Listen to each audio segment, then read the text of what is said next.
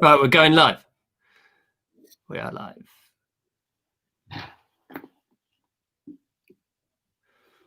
Okay, good afternoon, good evening, wherever you happen to be. Welcome. Thank you for joining us.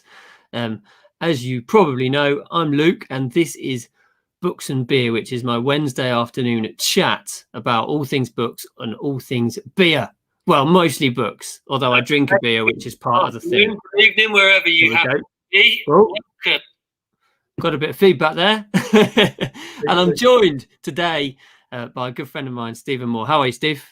Hi guys. Hi Luke. Nice to speak to you again. Good to be here.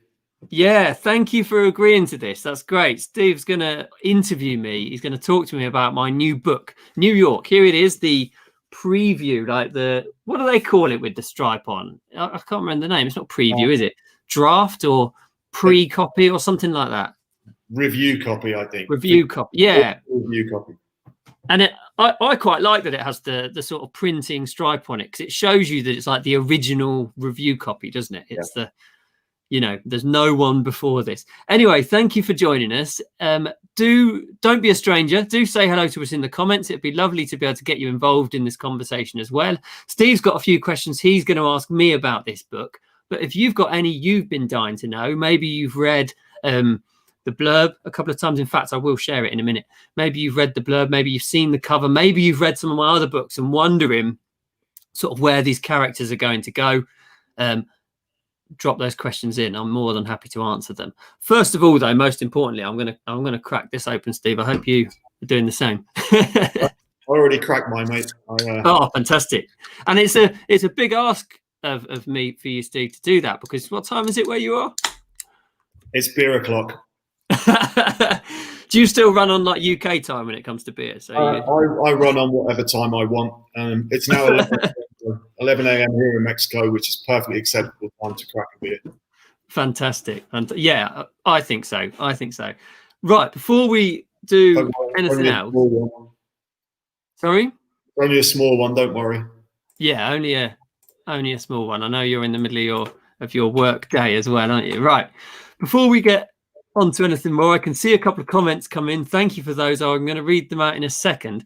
I just want to read the blurb of New York. So if you're seeing this broadcast and you've never heard anything of the book, you don't know anything about it, you'll get that right at the top of the video. So New York, it's the fifth book, fourth novel, fifth book in my Leo and Alyssa series. A serial killer stalks the streets. The city lives in fear. The winter of terror is here. Heading to New York for a much-needed holiday, Andy and Emma hope some quality time will put their relationship back on track. But when Andy wrecks his car in the Lincoln Tunnel and then disappears, it's clear the city that never sleeps has other plans. Teaming up with New York PI Nikki Zadid, Leo and Alyssa search the city. But this isn't just another case. Emma's Leo's sister. He knew they were having problems and should have done more to help. When their investigation entangles with the plans of an unhinged killer, things become more complex and dangerous than any had imagined. The trio must navigate the city from elite hangouts to dingy back streets without falling foul of a murderer with a sickening endgame in mind. So that's the blurb. That's what we've got. Yeah. Hi, Alison, and hi, Anja. Great to see you both. Thank you for tuning in. What's that, Steve? Is that you? Sorry, it won't happen again. That's fine. Great. Thank you. It took ages. How long does it take you to write yours, Steve? I write them very fast in about 2 minutes and then leave them alone and then realize how crap they are and then go back after a bit of feedback from the one or two trusted folks like your good self. And then spend months and months tweaking and moving. The blurb for my next book I wrote 18 months ago before I'd even started the book, and the book still isn't finished, so I'll probably have to revisit that, I'm sure. I mean, I've heard of some authors writing the blurb first, which actually I think could be a good idea, but I've never done it. Yeah, it's like bullet points for the story to guide you as you go. It can work. And I think it has worked in terms of the blurb, but it hasn't worked because the book's 18 months late. So in that way, no, it's not 18 months late. You're just building up, building up excitement for it. I haven't even started it yet. Ian, thank you so much for joining us. It's great to see you again. Welcome.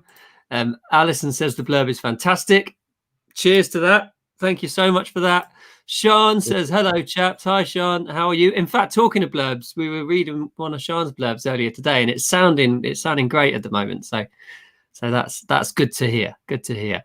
And if you haven't already, your link to pre-order New York is right there. So whilst we're talking, if you think, right, that's a book, that's the sort of book I want to read, that's where you go.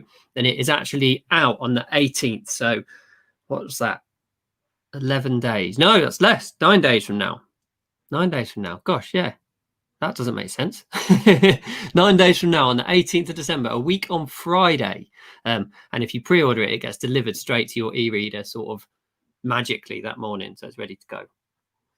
I will say I've had a chance to have a sneak read, and it's great. It's the best in the series so far. So if anyone has read Luke's previous Leo Keane books, you're going to love this one.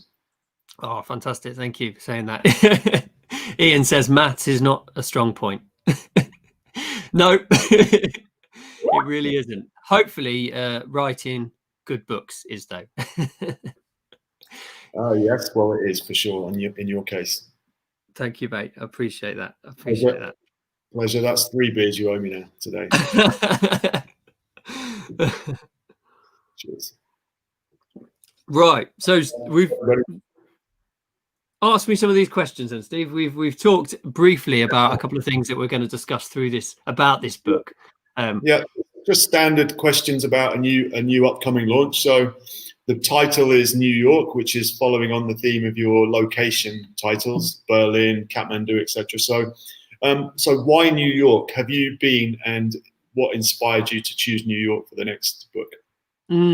Yes, I went to New York in 2018 in the summer. All of the books that I've written in this series are places that I've been to. Sometimes just for a couple of days, sometimes for a lot longer, sometimes for longer. But they're all places that I've sort of felt, and I don't know if you feel this, Steve. You go to a place and you're walking around and you're like, I need to write something here. You know what I mean? There's just something about that particular city that sort of speaks to you and says, I need to write that here. And New York was the same with me. And I don't always know what that idea is going to be when I am in the city. But when I start to research about it, and when I start to sort of read about the city and learn about the place, sometimes something sort of emerges that becomes sort of the topic. If you've read my book Kathmandu, it's about sort of the relationship between this city that's very isolated and the tourists and the locals, and the relationship between these two groups of people who are in this city. And I noticed that when I was there, and sort of built on that and played on that throughout the book. And New York is the same in a way. It's to do with various relationships of various different people within that place. Yeah, you can tell when I was reading through it, you could tell that you felt something there, a connection to it. And it's New York's an iconic city. I'm not a big fan of New York myself, but I can totally understand why a book could be written there because of the iconic architecture and the famous places. So great choice, I think. It's just got such a cool, creative, quirky vibe as well, which I really liked about it. You'll sit on one of the metros in New York, and there'll be all sorts of different people, from a homeless man to a guy wearing a suit that costs more than a normal person's house, to to a guy covered in tattoos with like all these different people. Just totally. One of the most multicultural places I've ever been, which I like. Yeah, and I think that comes across actually in the book. I've tried to pick different people for the sort of supporting roles, different people from different walks of life as well. Yeah. I would love to go and spend a bit longer in New York. It's on my list of places to go just for a couple of weeks and try and get behind the skin a little bit more, because I think a lot of people probably go for a couple of days and do the highlights. But I like the idea of it becoming. I went for I think 48 hours and had a great time. Drank far too much nice ale and didn't sleep very much, but I'd quite like to go for a couple of weeks and spend a bit more time exploring the borough. right, going to a new city, it's great to visit the tourist attractions and try and get amongst the locals a bit. But having a new beer, trying the new food, that's part of it for me. That's part of the cultural experience. At least that's what I tell myself every time. Anyway. Yeah, exactly. Oh, Leslie says cheers. Hi, Leslie. Thank you for joining us. Okay. Fantastic to see you. Also, with these, if you've got any questions that you'd like to ask me about New York or anything that has come to mind having read some of my previous books, do chuck them in the comments. If I can answer them, I will do my best to. If it's not going to do any spoilers, you know, if you're asking who's done it or what happens in the end, I'm not going to answer that. All right, next question then. So Luke, this story, New York, is a little grittier and a bit more violent than the earlier books in the Leo Keane series. Now, was that a conscious choice? Is it something you've deliberately done, or did it just kind of unravel that way as you were writing it? I think a bit of both, really. I think partly it's part of sort of my growth as a writer and being more confident in saying things that are perhaps a little more unrealistic in the real world. You know what I mean? When you're a new writer, you're very conscious that a reader might call you out and go, that won't happen, that might not happen, you know, and when you become a bit more experienced, actually that doesn't matter, because the readers I hope people who read my books have a bit more faith in me now and can go along with the journey a little bit more. So I think I've done that. And just to have fun with it, to follow what I think would be a great story, regardless of realism and all those sorts of things. Not saying it's unrealistic, but it follows more like a classic thriller than perhaps my earlier books do. I would agree. Go ahead. I think partly it's because Leo and Alyssa have become a bit more bullshit and a bit more confident. So to challenge them, I've got to throw a bit more nastiness their way, haven't I? Otherwise they haven't moved at all over the course of the few books as well, which is important. I think it's a good point. And also you said now you've 4 or 5 books in, your readers have already grown to trust you, so you can take a few more chances with your fiction. And if it was a first book by a new reader, I think that's a great introduction too, because they think, oh wow, this is gritty. So whether it's tactical or just organic, I think it worked very well when I read it. So I wonder whether, I mean, the next book I'm planning is probably as gritty to an extent, but I don't know. I wonder whether that's a trajectory that will continue, or whether there'll be some that are less later in the series. I don't know. We'll have to wait and see. That's the beauty of fiction. You literally make it up as you go along sometimes. Yes. All right, good. So how do you think Leo has evolved over the course of his 4 or 5 books now? Do you think he has evolved, or is his character stuck? He definitely has evolved. I'm conscious because he suffers with anxiety, and what I know about that is that people who struggle with that can go through periods of it being really difficult, and then periods where it fades into the background, but it's always still there. And sometimes it can creep back, and other times their relationship with that sort of anxiety comes and goes over the course of time. And I'm conscious of that with Leo. I don't want to just forget about it, because I think that would do readers a disservice, because that's part of him, isn't it? At the moment, he's doing well in this book. He's doing well. He can do things that 4 books ago he would never been able to do.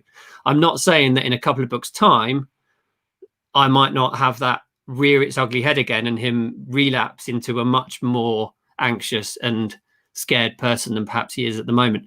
And actually, I think that could make a really good book as well. It would be a very different book to this one at the moment, because he'd be much more, he wouldn't be able to do quite as much again, but that could be, yeah. Well, so that actually plays into my next question, which is about Alyssa, actually.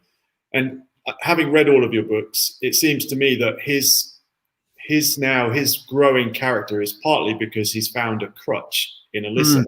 Alyssa kind of is his crutch. So my next question is, Alyssa is a really great character by us on her own. So is there potential for a spin-off series for Alyssa? Ooh. And that could be perhaps a Leo book without Alyssa, because she's off on her own adventure, and that might be when his anxiety kicks back in because his crutch is missing. I like that idea. I'd not thought of that before, because in Berlin, Leo is sort of left on his own because Alyssa has something else she has to do whilst he goes off and investigates. So I've sort of interrogated the idea that he has not got her around. I wonder if it were the other way around and he was left at home, whether that would be the case. I'd love to do that. I wouldn't say that I'd make that a spin-off of her on her own, though, because I still think they would both be in it. Just one would be in it more than the other. Do you know what I mean? I wouldn't make it a completely separate series, but I think there could definitely be a book in the future where, as I say, Leo maybe is too anxious and can't get on that plane and has to stay at home and run things from Brighton, and Alyssa has to go out and adventure on her own. And then you'd have the idea of him feeling really resentful that he couldn't go because he'd put her possibly in danger, you know, or something like that, which I think could really, it would be an interesting emotive sort of sense. Cool. And it's actually a sense that a lot of thrillers don't have, isn't it? Because in a lot of thrillers, it's just physical. The conflict is physical. It's someone that has to be stopped or something that has to be found, you know. But in this one, there's that other element as well. You know what I mean? That adds multiple layers to stories if you've got that emotional or the psychological challenge, as well as the physical MacGuffin that the person's after.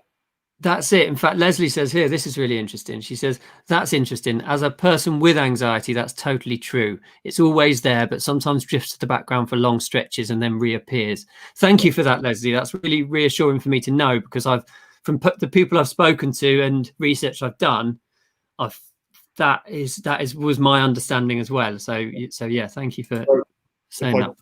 For those who don't know, Leslie is my missus, and we just mentioned Alyssa is Leo's crutch. Well, Leslie and we're each other's crutch often because we both suffer from anxiety a lot of the time. So there are times when I can't even really function without Leslie alongside me, and she might have something similar to say sometimes. So it's that support network, which is great in life, but also it can play very well into a fictional story too. Talking of spin-offs, though, there is a character in New York that I would absolutely love to write again. I don't want to say too much about them, but there's a character called Nikki Zadid, who's the PI, who the private investigator that Leo and Alyssa use. And that's one of my favorite things about these books, actually, is most often they meet someone on the ground who helps them with the language problems and with the place. You know, they have like a contact that they meet or friends that they meet along the way.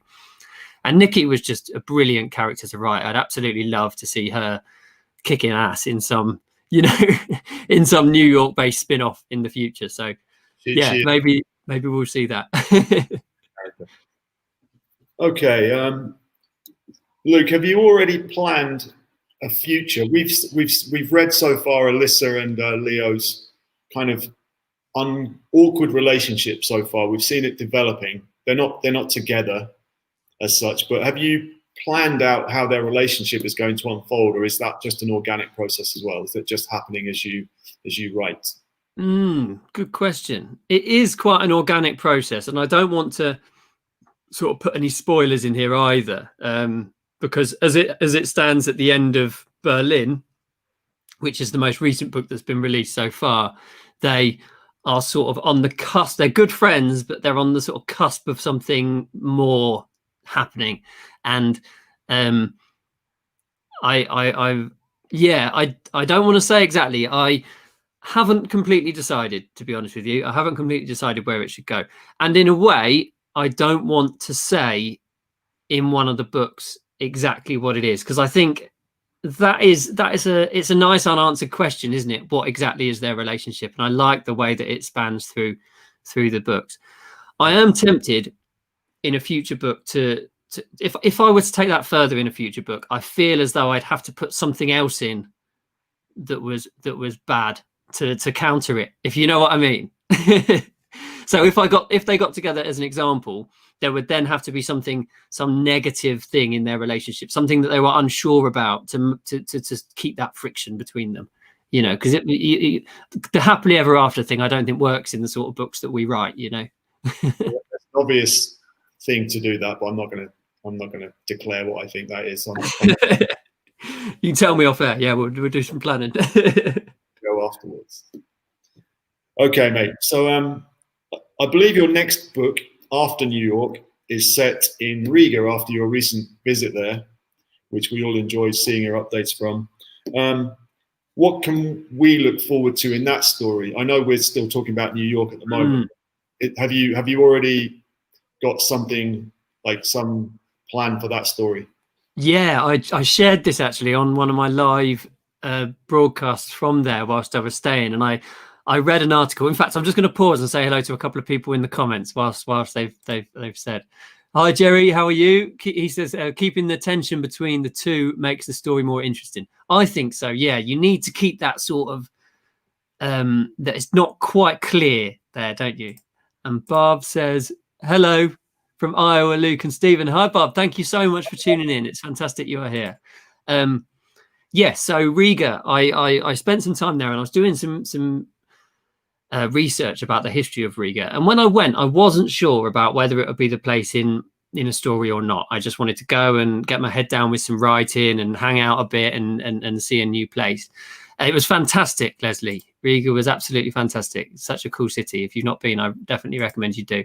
And I had a bit of, I started reading about its quite turbulent and interesting history.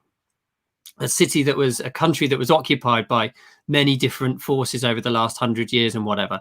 And one of the most interesting things I found is that the Soviet Union finally left Latvia in the early 90s.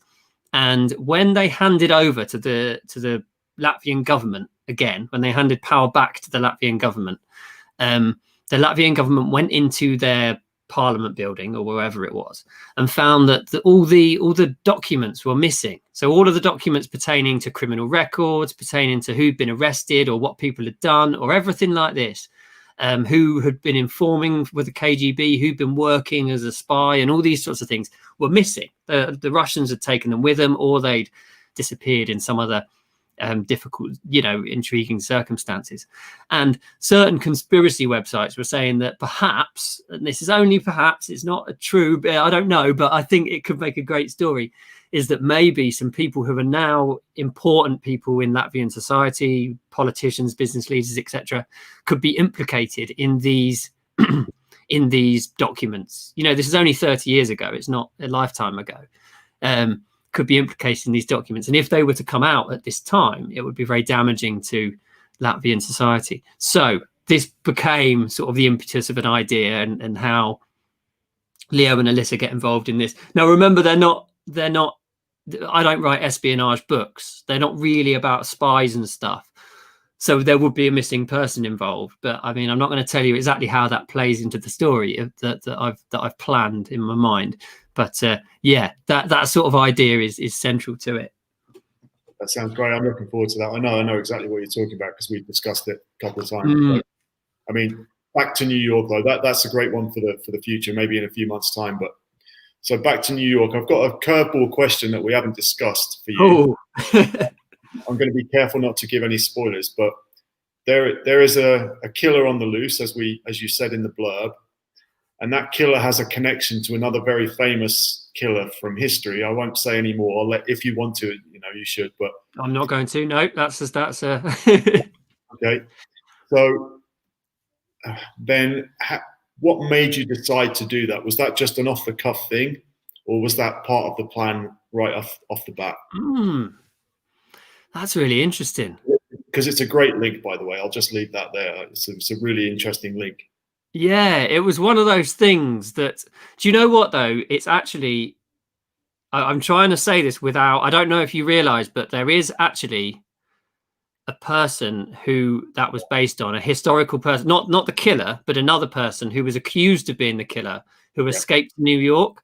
And it's a real man. It's a real person. And I changed the name and changed some of the details. But I remember reading that story during the research process and just thinking, that's too good not to include in this story. And from that point, it just flew in the other direction. And I just thought that is too good a link. This idea that this bloke has, this accused killer has escaped to New York, and then Leo and Alyssa are also looking for someone in New York. And Yeah, and there we go. Right? It just went from there. But yeah, I'm pleased you like that, because that was one of the things that I thought could be a stretch too far. No, it's a very and I knew that history before.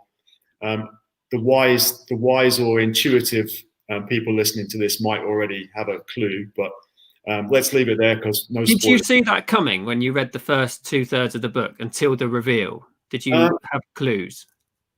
I think I had an inkling, yeah, because Mm. I did know some of that history, so I think I had a clue, but it still came as a really good surprise in the story. So something for your readers to look forward to. Yeah, absolutely. And I'm really interested when you get that book delivered, when you get New York delivered in a week or so. When you get to that point, I want to know if you saw that coming, if you saw that twist coming. Alison has jumped in with a question. Are you both planning to write a collaboration together? Yes, we are. It's in the process of being written. It's one of these things that's been in the process for how long now, Steve? A very long time, hasn't it? First chatted about it, well, a year and a half ago, I think, soon after the London Book Fair in 2019, and it took a few months to sort of discuss the ideas. And because of this stupid pandemic, the world's suffering, we're a bit behind where we want it to be, but we're working hard on it. And Luke's now, well, we're working hard on the draft of book 3 because we're going to release them all back to back, rapid release, as we say in the business.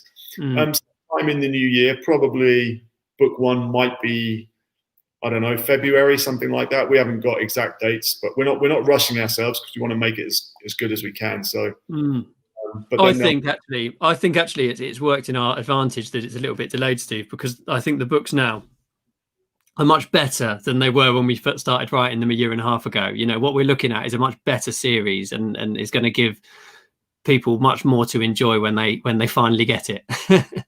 I think it's you guys may be familiar with some of my books. I know 1 or 2 of you are, and you're obviously familiar with Luke's book. So it's taking the best of us and our skill sets and putting them together. So I think it's going to be a great series. I'm really excited about it.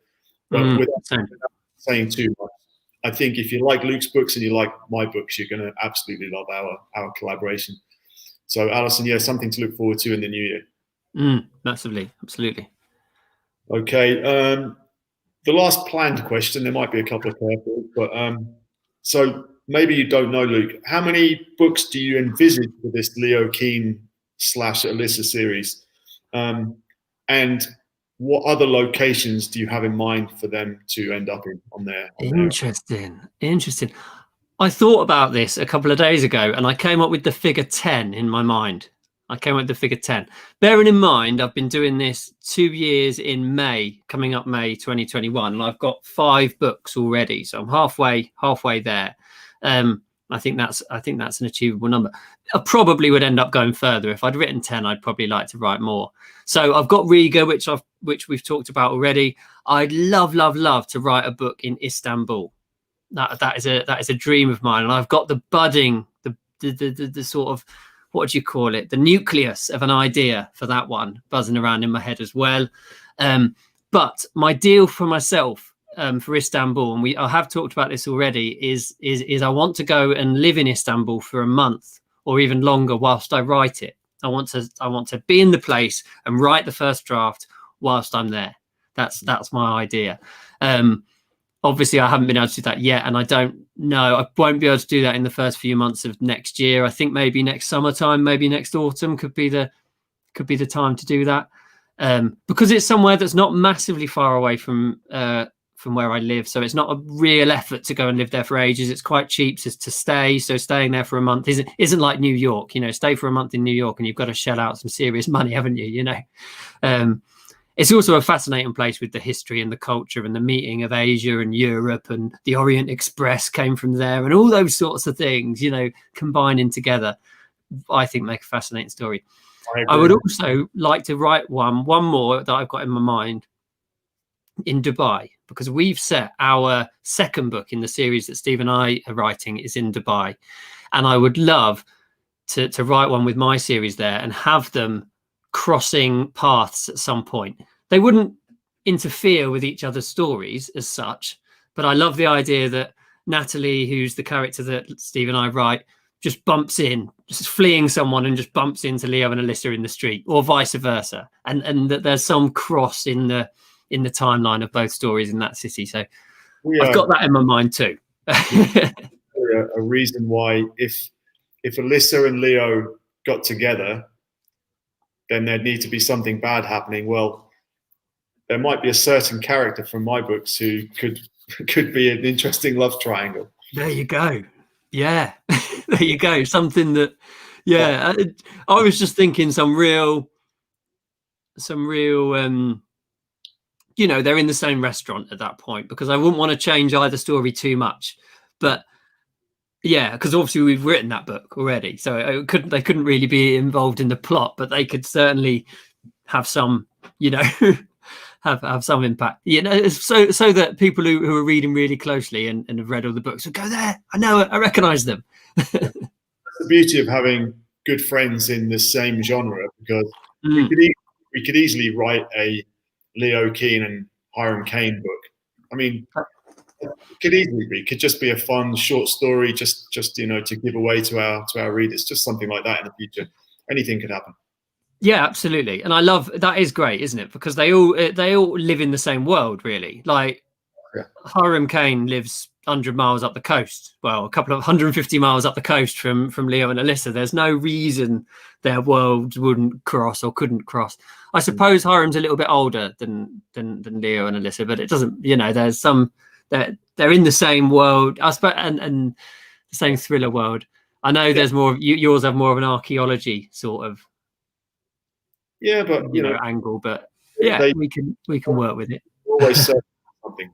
Hiram finds himself in all sorts of crazy situations. So does Leo. Absolutely, yeah. And I love the idea of missing. I've always wanted to write a heist book, you know, about a missing, maybe an artifact or some gold or some jewels or something like that. And maybe that could be the one, you know, that those two get involved in as well. Anything's possible. Yeah. So if you've got any questions, we'll hang around for another few minutes and just chew the fat and drink our beers. If you've got any questions about my new book, here it is, out in a week or so's time.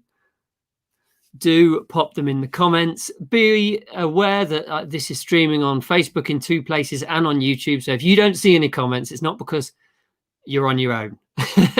So there are other people in here. We're having a nice conversation. You might not be able to see those comments. Yeah. Excuse me, on the stream that you're watching us from. So yeah, it's been one of those though, Steve, with this book, that I wrote the first ideas down of it 2 years ago when I was in New York, and it's taken that long. I think because I've had a lot of other projects going on, I've been doing a lot of other things to keep revisiting, to nudge it forward to this stage. I'm really hoping in future I can get them so that I can write them a bit quicker. How long do you think it would take you now, without other projects, without other constraints, if you were to write from start to publication? Draft. If I had the seed of an idea and I had nothing else going on work-wise, I'm a pretty fast writer, and my first drafts are quite clean these days. You know, I can probably 5, 10, 15, 20. Let's say we aim for the standard 50,000 as a minimum. Yeah, always ends up 60, 65, 70, but 50 is the minimum. Probably I could do that comfortably in 2 weeks, I think. Wow, that's 5,000-6,000 a day, let's say 6 days a week. What's that? That's probably 70,000 words, probably 2 weeks, but that is really unlikely because life, you know. Yeah, that's it, isn't it? I mean, I was doing some planning about this a couple of days ago and would really like Riga, the next one, to come out around April, March, May sort of time, about 3 to 4 months away. And then thought, is that too ambitious? You know, is that too much? But you can never tell, can you? I don't think it is. I think if you've got like, maybe some of the readers don't know, we have these questions to ask ourselves as writers. Are we a plotter or a pantser? In other words, do we plan out every move of the story before we start, or do we literally seat of our pants, make it up as we go? I'm quite a rigorous plotter, but that's when I sit down to write, I'm not having to think too much because I already know what I'm going to write about. Obviously, it goes off in tangents a lot of the time, and sometimes that's the best way. It just, as long as I've got that structure ahead of me, I can write very fast. So I'm confident I can write a full novel pretty well in two-ish weeks, given the time. Unfortunately, that's not happening this year. Everything is messed up for everybody. So the book I'm on now is taking a year and a half, but that's for 101 reasons, not just because I'm. Yeah, that's it, isn't it? And there's always so many things in the way. Leslie says in the comments, and thank you. If you've got any questions, do drop them into the comments, because I'd love to answer your questions about my writing as well. She says, which is your favourite book so far? That's a hard one, isn't it, Steve, to sort of differentiate between all of these? As a reader, can I answer what I think? Yes, please. I truly love them all. I'm not just saying that because we're friends. I love all of your books. I think you've hit on a great premise, something that's a bit different from what most people are doing. But I have to say, I love Kathmandu, the first one, because it was an introduction to a new city. I mean, I've been before, and because I'd been before, I really felt that you understood Kathmandu as the writer. You've been before. That was obvious in your story. But there are some things in that story that you could never.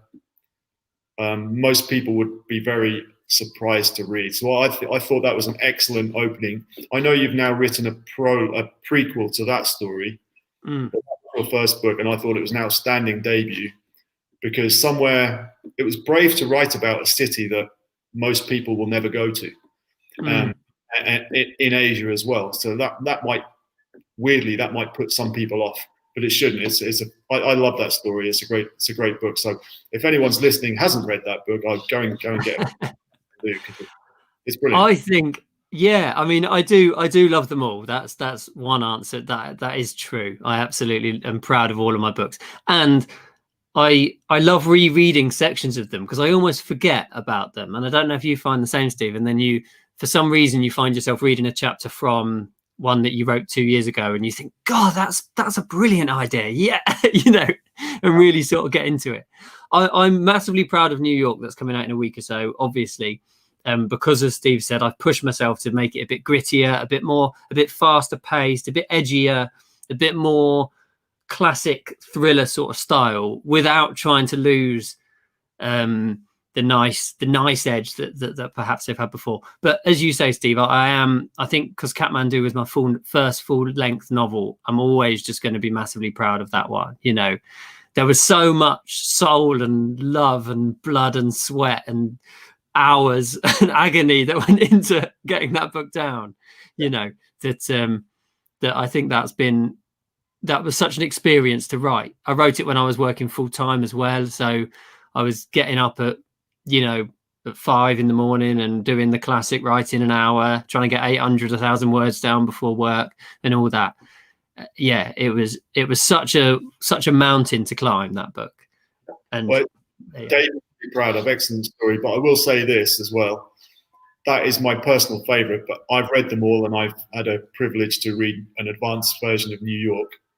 And I said it earlier, but anyone who liked your previous books will totally love New York as well. It's stepped up its intensity a bit, so it's opening up to hopefully a load of new readers as well.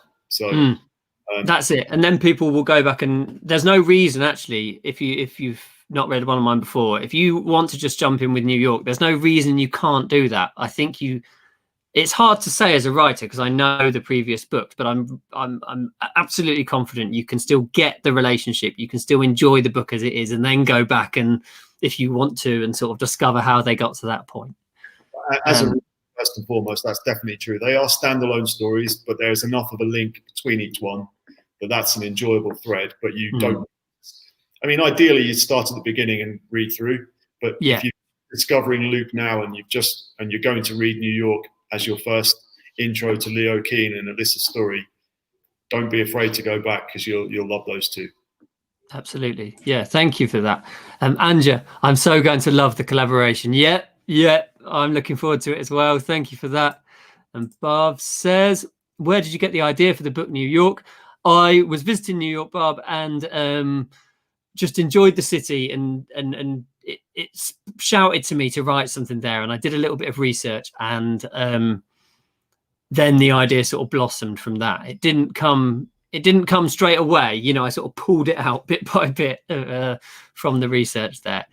If you've got any other questions you'd like to ask, do drop them in the comments. Just as a reminder, actually, you can still get a free copy of my prequel, Koh Tao, from that link there, lukerichardsonauthor.com/Koh Tao, which is the start of the series. It comes before Kathmandu and shows Leo sort of how he gets into that situation. I don't want to reveal too much. I've been giving this away for a month or so now, and the uptake has been fantastic. Loads of people have enjoyed it, and I'm hoping that means that's an introduction to people later into the series. We will see, but I hope that's the case. That is still there, and that's still available on that address there. Right. Alison says, "Oh, who's your friend, Steve?" Ernest Hemingway. Oh wow! Hello. Alison says Kathmandu is her favourite and she loves the restaurant.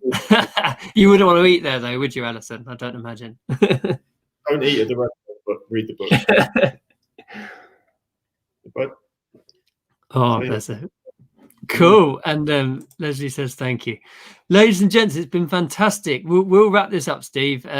It's been great to have this chat with you, and thank you for asking me those questions and saying the nice things about my books as well. On the heart, buddy. No worries. So even if you watch this after the time, don't be afraid to drop a hello in the comments. It's lovely to see them, and they pop up afterwards and tell me that people have commented. Oh, he's off. And tell me that people have commented afterwards. If you haven't already, I would love for you to pre-order a copy of New York. The link is there on the screen. I will be doing next week, I'm going to do a Facebook Live every day from Monday through to Friday at 5 o'clock to launch the book. I'm going to actually plan it out, so I do a different thing each day, and I talk about a different part of the book and read a couple of excerpts and give you a couple of I'm not going to spoil the story at all, but I'm going to sort of give you some hints about the story and all these sorts of things. Hi, Dave Lyons is just jumping in. Hello, mate. Hi, Leslie. Thank you for that great interview. Congratulations on your new book, Luke. Thank you.